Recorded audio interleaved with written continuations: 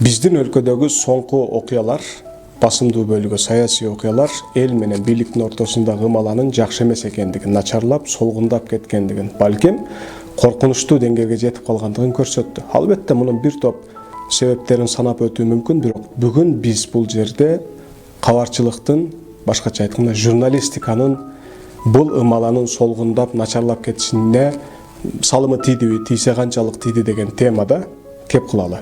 Биз бүгүнгө чейин башыбыздан 3 жолу төңкөрүш өткөрдүк. Өзгөчө ушул акыркы төңкөрүштө журналистиканын, журналисттердин, кабарчылардын мындай чоң эле таасири болуп калды деп ойлойм. Себеби бул төңкөрүш бир күндө, 2 күндө уюштурулган бир нерсе экенине мен ишенбейм. Узак убакыттан бери толуп келген буктар, маселелер бир учурда акыркы чегине жеткенде мындай жарылып, анан ушундай төңкөрүш болуп турат.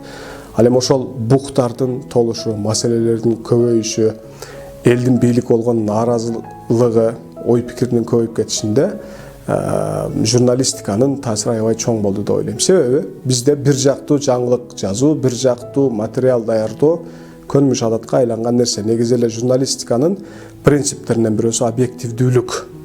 Бул мүмкүн болушунча абсолюттуу түрдө объектив болуш албетте мүмкүн эмес, бирок бизде мүмкүн болушунча дагы колдон келген, кылдат турган калыс бир журналистика тармагы барбы? Муну бир ойлонуп көрүш керек экен. Буну каерден билип койсок болот? Мисалы, оппозициялык маанайдагы журналисттер бийликти сындаган келгенде, баягы муну сындаган деп айтыш дагы кыйын болуп атат да, түз эле жамандап, каралап жатып калат. Кудум ошондой эле. Бийликке тиешелүү массалык маалымат каражаттары, жалпыга маалымдоочу каражаттар иш алып барганда, оппозициячыл тарапты сындаганын ордуна жамандап, каралап эле жатып калып атат. Оппозициялык жактан бийликти карасаң, бир дагы акылдуу адам жок, бир дагы элди ойлогон адам жок. Бийлик тараптан карасаң, болбосо жамандаган, бир дагы жакшы кадамдарын айтпаган, кара ниет, кара мүртөз, өлкөдө бузукулук, кызычуу чыгаргысы келген бир топ деп эле көрөт. Чындыгында канчалык бийлик жаман болсо деле, бийликтин ичинде дагы элди ойлогон жакшы адамдар, жалпы маңызда, мисалы, бийлик алгылыктуу иш алып барып кете албаганы менен анын составында жакшы кадрлар бар экендиги бул чындык.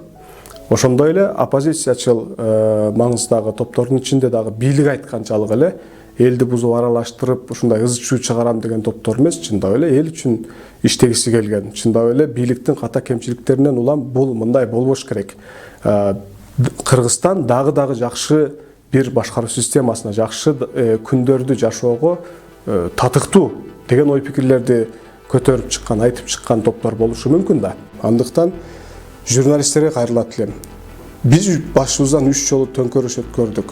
Балким ошол 3 жолу төңкөрүштүн үчөөндө тең аз дебей турганчалык салым, залака, зыян балким ушул кабарчылыкты туура өзүнүн аныктамасына ылайыктуу кылып аткарбагандыгыбызда жаткан болушу мүмкүн.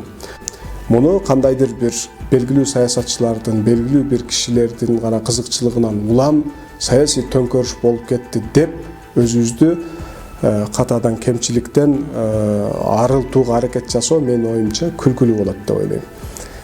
Бул бир күндө же 2 күндө же бир жумада пландалып ишке ашырылган нерсе эмес. Саясий мындай төңкөрүштүн пайдабалы, аны ушундай чекке алып келген негативдүү, терс көрүнүштөр, ой пикирлер, чыңалуу айлап, балким жылдап чогулган чыңалуулар. Биз ошол чыңалуулардын ошол деңгээлге жетип калышында балким журналистика тармагынын дагы салымын унутпаш керек.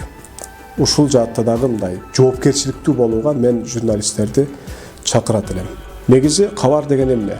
Же кабарчы деген ким деген суроонун жообуна токтолуу өзгөчө мааниге ээ деп ойлойм. Америкалык журналист стереотип деген терминди биринчилерден, алгачкылардан болуп колдонгон илимпоз Вальтер Липман